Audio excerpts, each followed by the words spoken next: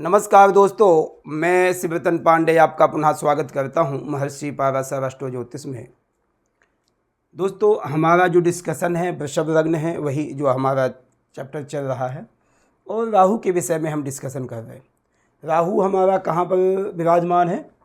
नवम भाव में। एंटी क्लॉक आएंगे 10 नंबर की राशि में राहु हमारे विराजमान है। तो हम क्या कहेंगे? वृषभ लग्न के नवम भाव में राहु का फल। नवम भाव हमें किस चीज़ को रिप्रेजेंट करता है, क्या फ़ायदा करता, हम वहाँ से राहु का क्या विचार करेंगे, नुकसान करेगा, फ़ायदा करेगा, क्या स्थिति होगी, उसका डिस्कशन करेंगे। लग्नेश कौन है? हमारा शुक्र है, क्योंकि वृषभ लग्न है। वृषभ लग्न के स्वामी क्या हुए? शुक्र हुए। अब वो उत्तराषाढ़ श्रवण नक्षत्र और धनिष्ठा के विषय में बात करेंगे। देखिए क्या है, जब मकर राशि हमारी बनती है तो कैसी बनती है? उत्तरायास्त्रयः पादा श्रवण धनिष्ठार्धम मकर। ठीक है, उत्तराषाढ़ का 3 चरण, श्रवण के 4 चरण, धनिष्ठा के 2 चरण से हमारे राहु की जो राशि, जिस नक्षत्र जिस राशि में बैठे हैं राहु, मकर राशि में, वहाँ पर विराजमान है। उत्तराषाढ़ का नक्षत्र का स्वामी है सूर्य है, चंद्रमा श्रवण नक्षत्र के स्वामी हैं और मंगल धनिष्ठा नक्षत्र के स्वामी हैं। ठीक, राहु की दृष्टि पंचम, सप्तम और नवम, लग्न, तृतीय और पंचम भाव को आज हमारे राहु दृष्टि डालेंगे। पंचम, सप्तम और नवम, 5वीं और 7वीं और नवम दृष्टि डालेंगे। ठीक है, ओके। यदि आप लोग मुझसे कोई प्राइवेट डिस्कशन करना चाहते तो ये नंबर है मेरा 9814915030। इस नंबर पर मुझसे आप डिस्कशन कर सकते हैं। पेड डिस्कशन होगी, ये प्राइवेट डिस्कशन होगी। आपको एक चैट के लिए 10 मिनट मिलेंगे। 10 मिनट में पूरा डिस्कशन आप कर सकते हैं। हमारे नंबरिंग बाई यदि वीडियो देखें, जो 226वीं वीडियो है आज की, 225 वीडियो हमने टोटल अपलोड कर दी हैं, जो हमारी स्टेप बाय स्टेप हमारी जो जितनी वीडियो। देखिए राहु किस राशि में बैठे हैं और लग्नेश भाग्येश, भाग्येश यानी नवम भाव का स्वामी, और नवम में बैठा हुआ ग्रह, इसका विशेषकर डिस्कशन करने। अब हमें जब और डीप में जाना है तो राहु किस नक्षत्र में बैठा है, वहाँ का स्वामी कौन है, उसका भी हमें डिस्कशन करना पड़ेगा। ओके, तो देखिए सबसे पहले राहु किस में है? मकर राशि में। मकर का स्वामी कौन है? शनि है। हमें शनि की स्थिति को देखना पड़ेगा कि आज शनि नीचादी अवस्था में तो नहीं है, शनि शत्रु क्षेत्री तो नहीं है, शनि कोई पापी ग्रह से ज़्यादा दृष्टित तो नहीं है। ये सब चीज़ें देखनी पड़ेंगी। दूसरी बात, लग्नेश को हमें पोजीशन देखनी पड़ेगी कि लग्नेश सॉलिड है कि नहीं है। लग्न हमारा पूरा शरीर है। जब भी आपका पावर चलेगा, जब आप खुद स्वस्थ होंगे, जब भी आप पूरे घर को देख पाएंगे। तो हमारा शरीर पूरा टोटल लग्न भाव है। अब यहाँ पर बैठा कौन सा ग्रह? राहु बैठा है। ठीक है, नवम भाव से हम विचार क्या करते हैं? नवम भाव से हम विचार करते हैं भाग्य। आपका भाग्योदय कब होगा, कैसे होगा, किसके द्वारा होगा, ये सब चीज़ें हम नवम भाव से विचार करते हैं। एजुकेशन, हायर एजुकेशन हम नवम भाव से विचार करते हैं। धार्मिक यात्राओं का विचार हम नवम भाव से करते हैं। विदेश यात्राओं का विचार हम नवम भाव से करते हैं। पिता के सुख का विचार हम नवम भाव से करते हैं और पिता की प्रॉपर्टी का विचार हम 10वें भाव से करते हैं। ठीक, तो ये सब चीज़ें हम धर्मार्थ कार्य करना है, व्यक्ति कितना धर्मी होगा, अपने धर्म पर कितनी निष्ठा करने वाला होगा। धर्म करने वाला तो सब व्यक्ति होते हैं, मगर ऐसा व्यक्ति अपने पिता की कितनी सेवा करेगा, पिता से कितना स्नेह प्रेम होगा, ये सब चीज़ें हम नवम भाव से विचार करते हैं। राहु से हम विचार क्या करते हैं? राहु हमारे जीवन में बहुत तरक्की देता है। ये डाउट नहीं रखें आप कि राहु हमें परेशान ही करता है। राहु हमें तरक्की बहुत देता है, मगर राहु की तरक्की और बृहस्पति की तरक्की में डिफरेंट है। राहु जो हमें तरक्की देता है, थोड़ी चालाकी से तरक्की देता है, कर्मठता से तरक्की देता है। ऐसा व्यक्ति मेहनती तो बहुत होता है। राहु ये नहीं कह सकते आप कि आप मेहनती नहीं होंगे, मेहनती बहुत होंगे, मगर एक व्यक्ति होता है मेहनत करते करते धर्मार्थ करता है, एक व्यक्ति होता है लाभार्थ करता है, धन को इकट्ठा करने की कोशिश करता है। तो भाग्य स्थान में राहु का बैठना श्रेष्ठ है, खराब नहीं कह सकते आप इसको।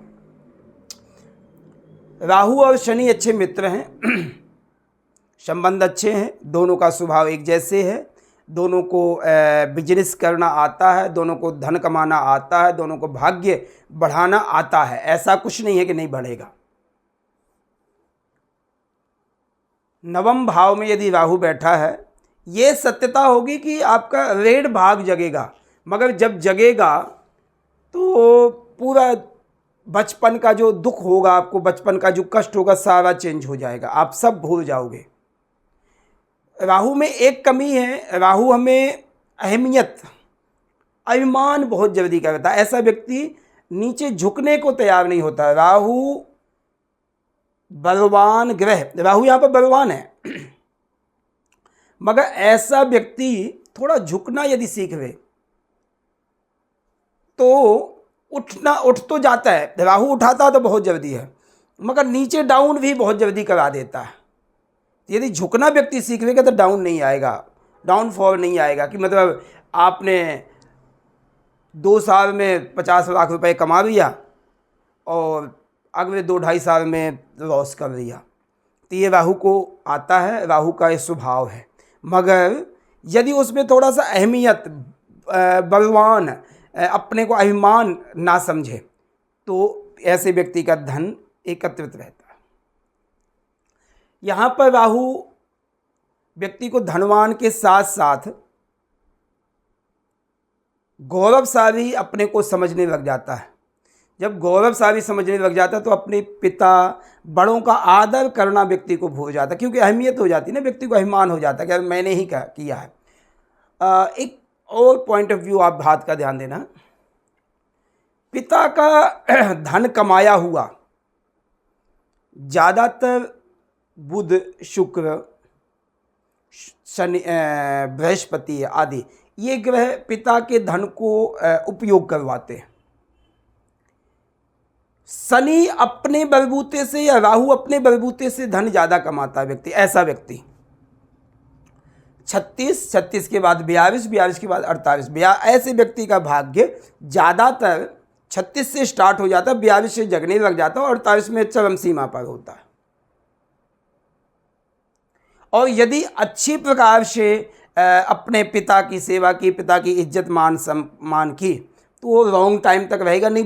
52 के सब बाद डाउन भी हो जाएगा। वो 42 ईयर्स के बाद डाउन भी हो जाएगा।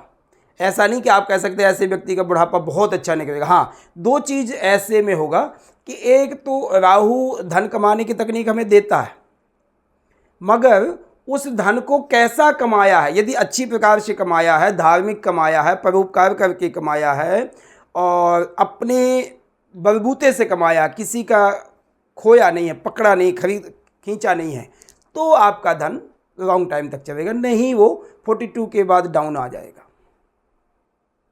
यहाँ पर हायर स्टडी कराएगा राहु, मगर रुक रुक के कराएगा। कभी ऐसा भी हो सकता है कि हायर स्टडी आप 25 के बाद 28 के बाद भी करो, काफ़ी गैप हो जावे, नौकरी करने लग जाओ, नौकरी के बाद फिर आपको अहमियत पता चले यार नहीं, पढ़ाई तो अच्छी बात है, पढ़ाई हमें करनी चाहिए, तो ऐसा व्यक्ति फिर पढ़ाई थोड़ा लेट करने लग जाता है, थोड़ा गैप पा करके पढ़ाई करता है। ऐसा व्यक्ति टेक्निकल चीज़ों से पढ़ाई, जैसे एमटेक आदि करना है, एमबीए करना है, तो इन सब चीज़ों के लिए बेहतर रहता है। राहु और शनि का योग हो जावे और उसमें लग्नेश यदि शुक्र हो, धनेश पंचम और पंचमेश बुध हो, तो ऐसे व्यक्ति को सेल्समैन आदि कोई वस्तु बेचने के लिए कह दो। एग्जाम्पल, ये पेन है, आपने उसको ये कह दीजिए कि ये पेन 10 का है और 10 से ज़्यादा जितना तुम बेच सको तुम्हारा है। तो ऐसे व्यक्ति को इतनी अच्छी तकनीक, बोलने की शैली, सेल्समैन कह सकते हैं आप ऐसे व्यक्ति को, वो व्यक्ति कम से कम 15 का बेच लेगा और दूसरे व्यक्ति को पता भी नहीं चलेगा। क्यों? क्योंकि ऐसे व्यक्ति के लिए सेल्समैन आदि काम करना, यदि कोई चीज़ को बनाना, उसको बेचना, ये व्यक्ति को बहुत कुछ आता होगा।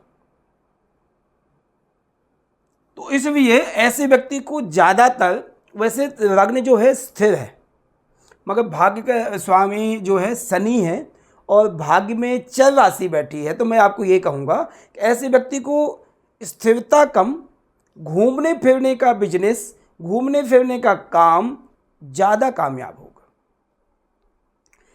यात्राओं से संबंधित, आज इस शहर में, कल उस शहर में, कल उस शहर में, ऐसा आप काम करके देखो कितनी चमकते हो, बहुत कामयाब हो जाओ। चाहे कंपनी से सब जाज नौकरी करो या बिजनेस अपना करो, दोनों में कामयाबी देगा।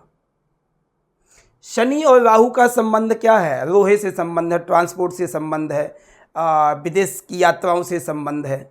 यदि इसमें मंगल आदि की पोजीशन अच्छी है तो आप विदेश से संबंधित जा कर के वहाँ अच्छा धन कमा सकते हैं। विदेश में स्टडी करने, आप हायर स्टडी करने विदेश में जाके वहाँ सेटलमेंट होगे, अच्छा पैसा कमाओगे। आप अपने धर्म के प्रति उतने सचेत नहीं रहोगे, दूसरे धर्म पर अपनाने की कोशिश करोगे और विश्वास भी रखोगे। क्योंकि राहु का एक बात का ध्यान देना, जिस चार्ट में राहु अच्छा होगा, किसी के चार्ट में भी, तो वह व्यक्ति अपने घर वालों की, चाहे पत्नी हो, माँ है, पिता है, भाई, कोई भी है, इतनी नहीं मानेगा, इतनी रिस्पेक्ट नहीं लेगा, ना देगा जितना दोस्तों को देगा, दोस्तों से लेगा, अदर बाहरी लोगों से। क्योंकि राहु का काम है बाहरी विद्याओं का ज्ञान लेना, बाहरी लोगों को इम्प्रेस करना। अपने घर में राहु जिस चार्ट में सॉलिड होगा, अपने घर में ना उसकी इज्जत होगी, ना वो इतनी इज्जत देगा आपको। बाहरी लोग बहुत इज्जत देंगे, यार बहुत सॉलिड बंदा, बहुत अच्छा, बहुत धन कमाता है। तो कहने का मतलब ये है कि आत्मिक शांति ऐसे व्यक्ति को नहीं होती। क्यों? आत्मिक शांति यानी मन को शांति। मन को शांति तो कहाँ होगी? जब अपने घर में, परिवार में बैठोगे तो ऐसे व्यक्ति को बाहरी शांति मिलती है। विदेश जाना इजी होगा, जो थोड़ा सा मंगल आदि की स्थिति अच्छी है, लग्नेश भी अच्छा हो तो बेहतर है। नहीं, विदेश जा कर के वहाँ पर अच्छा पैसा कमा सकता है, मगर ये आप ये कहो कि बहुत रिस्पेक्ट हो गए, तो रिस्पेक्ट आदि के लिए हमें सूर्य, शुक्र आदि, बृहस्पति आदि को भी देखना चाहिए।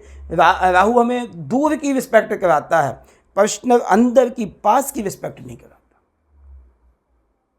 यदि आपने पास की लोकल रिस्पेक्ट करनी चाहिए, घर से, शहर से, तो आपको सूर्य बृहस्पति अच्छे होने चाहिए, जब आपको रिस्पेक्ट मिलेगी।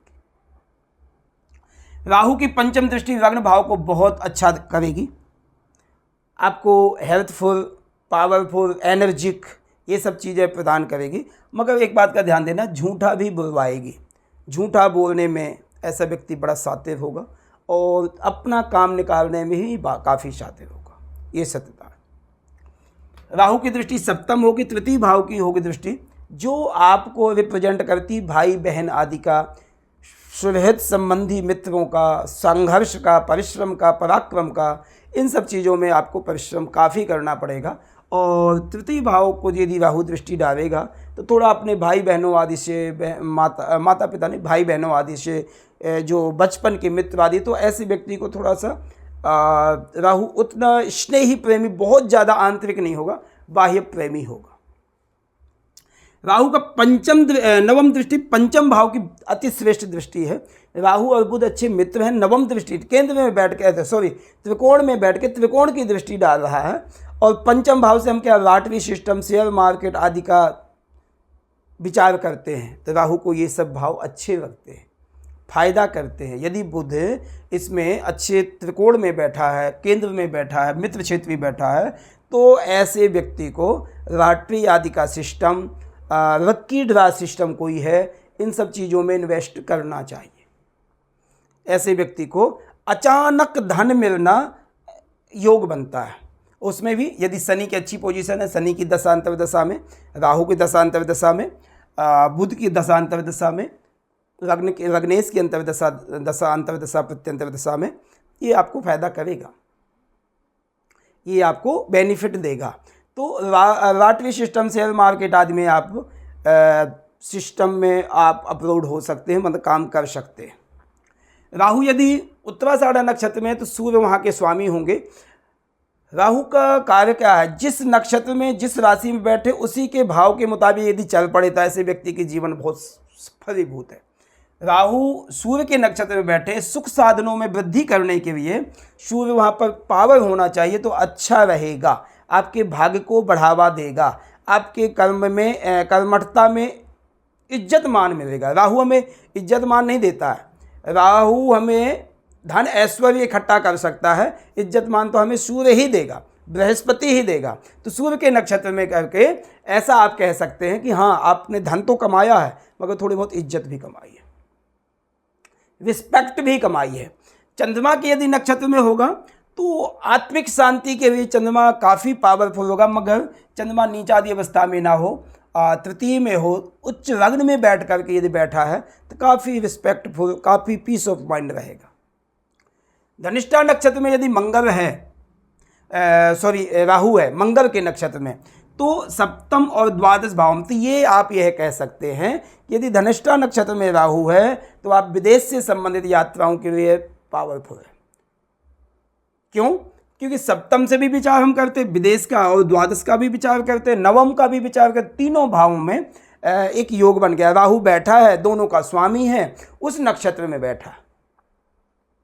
तो आप ऐसे व्यक्ति को यह कह सकते हैं कि आप जाओ विदेश में, अपने घर से दूर जाकर के पैसा कमाओ और कामयाब हो जाओगे। आपकी जन्मभूमि उतनी कामयाबी नहीं होगी, बाहरी कार्यों में दूर जाकर के आप अच्छी रिस्पेक्ट कर सकते हो। तो ऐसे व्यक्ति को आप यह सलाह दे सकते हो और फायदा भी करेगा। ऐसा व्यक्ति जितना धन, इज्जत, मान सम्मान कमाना, तो दूर जाकर के बाह्य प्रदेशों में, बाह्य देशों में जाकर के आप ये काम कर सकते हैं और आपको बेनिफिट मिलेगा। पिता से संबंध लगभग अच्छे रहेंगे, थोड़ा सेल्फिश रहेगा ऐसा व्यक्ति। और मैं ये कहूँगा कि यदि राहु द्वितीय नवम भाव में बैठा, मकर राशि का बैठा, तो ऐसा व्यक्ति पिता से दूर रहेगा। पिता के पास रहना थोड़ा सा मुश्किल होगा। यदि रहेगा तो संबंधों में कटुता रहेगी, संबंधों में, विचारों में थोड़ा बहुत कमियां रहेंगी, क्योंकि राहु थोड़ा अकड़ी स्वभाव का है, गर्मश स्वभाव का है, और पिता के सामने यदि बोलेगा तो फिर मुश्किल होगी, पिता की दिल में चुभेगी, ये बातें खराबी आएंगी। इसलिए अपने पिता से लगभग दूर रहना, तो मैं पहले ही कह दिया आपको कि जन्म स्थान से दूर रहना बहुत बेस्ट होगा। हाँ, ये है कि पिता का ध्यान देगा, पिता की सेवा के लिए, पिता को पैसा, ये सब चीज़ें देगा राहु, ये इसमें कोई कमी नहीं। ठीक है, तो ये हमारी चैट थी वृषभ लग्न के नवम भाव में जो राहु बैठे हैं, इसकी हमारी डिस्कशन थी। बहुत अच्छी डिस्कशन है। ऐसे व्यक्ति भाग्यवान होता है, कर्मठता होगा, मेहनती होता है। ऐसे व्यक्ति को धन कमाने का बहुत लालसा होती है कि मैं ये कमाना है, इतना पैसा कमाऊं कि मैं इतनी बड़ी गाड़ी, इतना बड़ा मकान, मेरा नाम हो, मेरी इज्जत हो। तो ये सब पाने के लिए राहु हमें यहाँ प्रदान करता है और बिल्कुल सत्यता है, अच्छा फल प्रदान कर रहा है। धन्यवाद, नमस्कार।